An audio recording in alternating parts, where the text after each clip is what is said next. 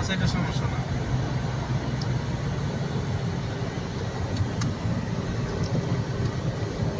এখন নয়ার মডেল।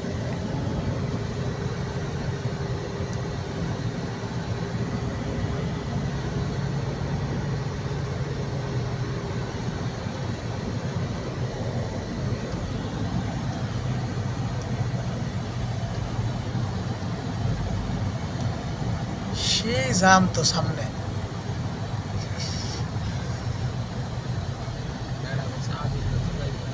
হ্যাঁ,